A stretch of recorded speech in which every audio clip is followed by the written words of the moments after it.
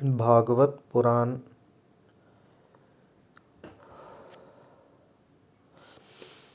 अष्टम स्कंद 20वां अध्याय। भगवान वामन जी का विराट रूप होकर 2 ही पग से पृथ्वी और स्वर्ग को नाप लेना। श्री सुखदेव जी कहते हैं, राजन, जब कुल गुरु शुक्राचार्य ने इस प्रकार कहा, तब आदर्श गृहस्थ राजा बलि ने एक क्षण चुप रहकर बड़ी विनय और सावधानी से शुक्राचार्य जी के प्रति यों कहा। राजा बलि ने कहा, भगवान, आपका कहना सत्य है। गृहस्थाश्रम में रहने वालों के लिए वही धर्म है जिससे अर्थ काम यश और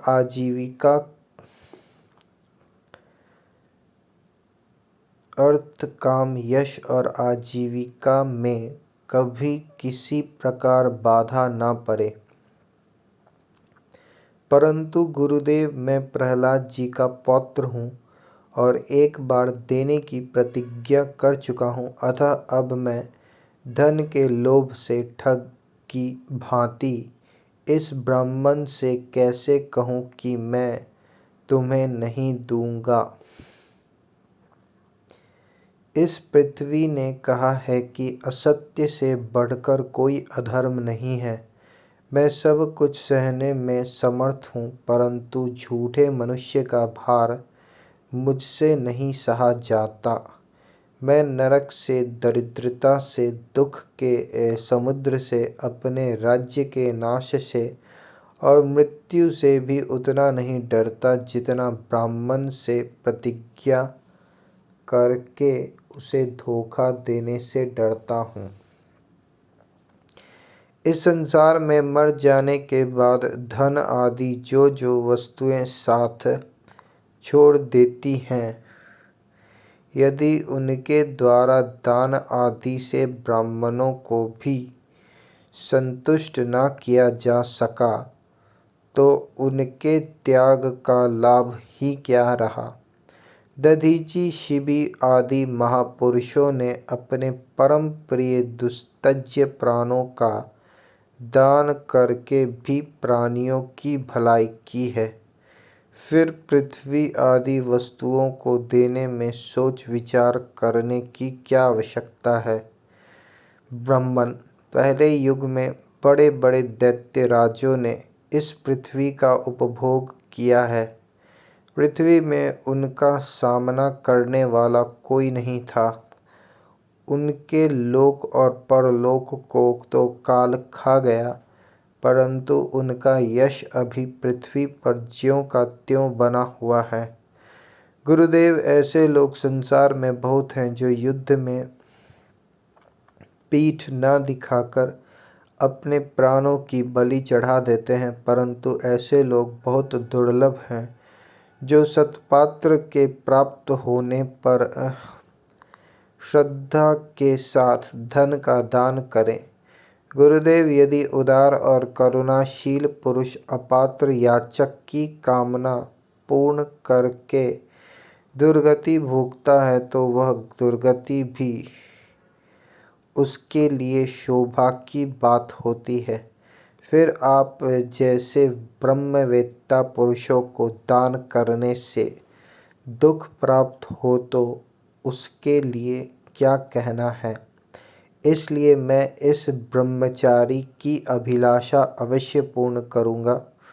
महर्षि, वेद विधि के जानने वाले आप लोग बड़े आदर से यज्ञ यज्ञादि के द्वारा जिनकी आराधना करते हैं, वे वरदानी विष्णु ही इस रूप में हो अथवा कोई दूसरा हो, मैं इनकी इच्छा के अनुसार इन्हें पृथ्वी का दान करूँगा।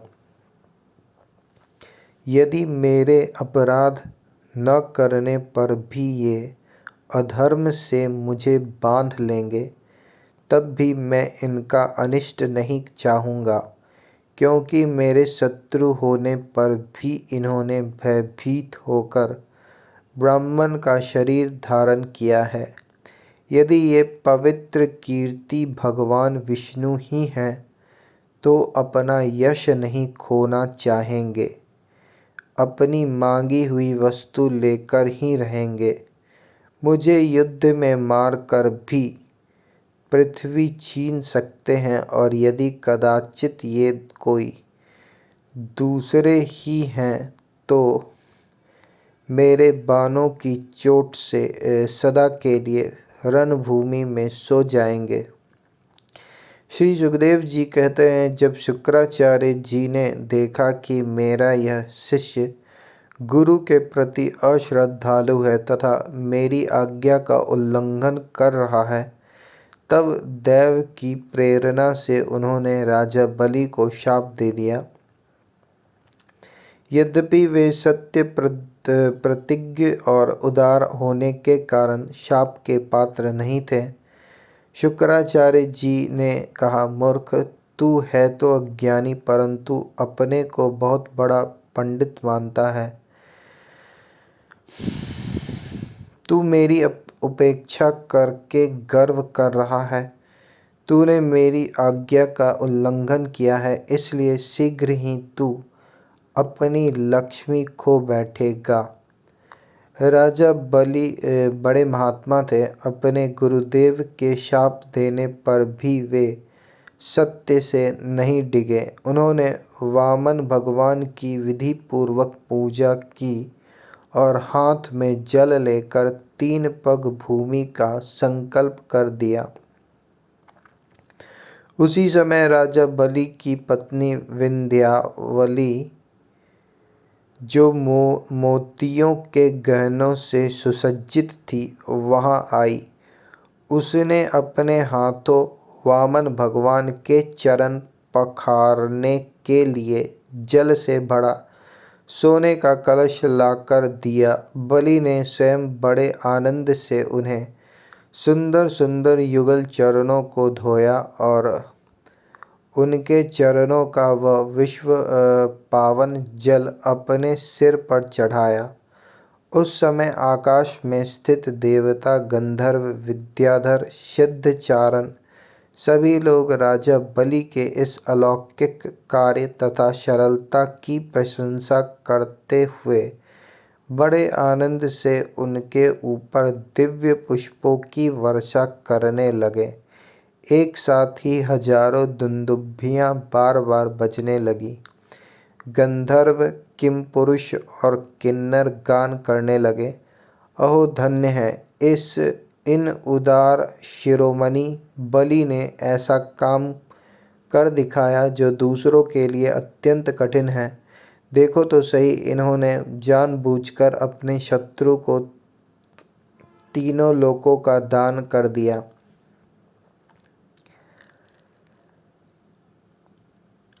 इस समय एक बड़ी अद्भुत घटना घट गई।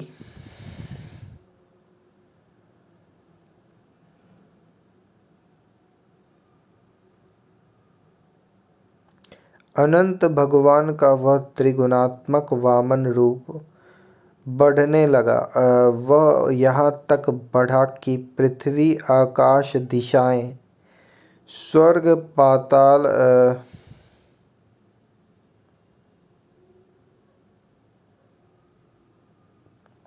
समुद्र, पशु पक्षी, मनुष्य, देवता और ऋषि सब के सब उसी में समा गए। ऋत्विज, आचार्य और सदस्यों के साथ बलि ने समस्त ऐश्वर्यों के एकमात्र स्वामी भगवान के उस त्रिगुणात्मक शरीर में पंचभूत इंद्रिय, उनके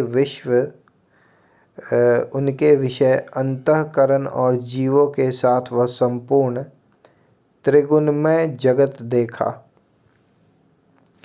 राजा बलि ने विश्वरूप भगवान के चरण तल में रसातल, चरणों में पृथ्वी, पिंडलियों में पर्वत, घुटनों में पक्षी और जांघों में मरुदगण को देखा। इसी प्रकार भगवान के वस्त्रों में संध्या, गृह स्थानों में प्रजापति गण, जघन स्थल में अपने सहित समस्त असुर गण, नाभि में आकाश, कोख में सातों समुद्र और वक्षस्थल में नक्षत्र समूह देखे। उन लोगों को भगवान के हृदय में धर्म, स्तनों में ऋत, मधुर और सत्य वचन, मन में चंद्रमा, वक्षस्थल पर हाथों में कमल लिए लक्ष्मी जी, कंठ में सामवेद और संपूर्ण शब्द समूह उन्हें दिखे। बाहुओं में इंद्रादि समस्त देवगण, कानों में दिशाएं, मस्तक में स्वर्ग, केशों में मेघमाला, नासिका में वायु, नेत्रों में सूर्य, मुख में अग्नि दिखाई पड़े। वाणी में वेद, रसना में वरुण, भौहों में विधि और निषेध, पलकों में दिन और रात, विश्वरूप के ललाट में क्रोध और नीचे के ओठ में लोभ के दर्शन हुए। परीक्षित, उनके स्पर्श में काम, वीर्य में जल, पीठ में अधर्म, पद विन्यास में यज्ञ, छाया में मृत्यु, हंसी में माया और शरीर के रोमों में सब प्रकार की औषधियाँ थीं। उनकी नाड़ियों में नदियाँ, नसों में शिलाएँ और बुद्धि में ब्रह्मा, देवता एवं ऋषिगण दिख पड़े। इस प्रकार वीरवर बलि ने भगवान की इंद्रियों और शरीर में सभी चराचर प्राणियों का दर्शन किया। परीक्षित, सर्वात्मा भगवान में यह संपूर्ण जगत देखकर सब के सब दैत्य अत्यंत भयभीत हो गए। इसी समय भगवान के पास असहा तेज वाला सुदर्शन चक्र, गरजते हुए मेघ के समान भयंकर टंकार करने वाला षाडंग धनुष, बादल की तरह गंभीर शब्द करने वाला पांचजन्य शंख, विष्णु भगवान की अत्यंत वेगवती कौमुदकी गदा, 100 चक्राकार चिन्हों वाली ढाल और विद्याधर नाम की तलवार, अक्षय बाणों से भरे 2 तरकस तथा लोकपालों के सहित भगवान के सुनंद आदि पार्षद गण सेवा करने के लिए उपस्थित हो गए। उस समय भगवान की बड़ी शोभा हुई। मस्तक पर मुकुट, बाहुओं में बाजूबंद, कानों में मकराकृत कुंडल, वक्षस्थल पर श्रीवत्स चिन्ह, गले में कौस्तुभ मणि, कमर में मेखला और कंधे पर पीतांबर शोभायमान हो रहा था। वे 5 प्रकार के पुष्पों की बनी वनमाला धारण किए हुए थे, जिस पर मधुलोभी भौरे गुंजार कर रहे थे। उन्होंने अपने एक पग से बलि की सारी पृथ्वी नाप ली, शरीर से आकाश और भुजाओं से दिशाएं घेर लीं। दूसरे पग से उन्होंने स्वर्ग को भी नाप लिया। तीसरा पैर रखने के लिए बलि की तिनकी सी भी कोई वस्तु न बची। भगवान का वह दूसरा पग ही ऊपर की ओर जाता हुआ महरलोक, जनलोक और तपोलोक से भी ऊपर सत्यलोक में पहुँच गया।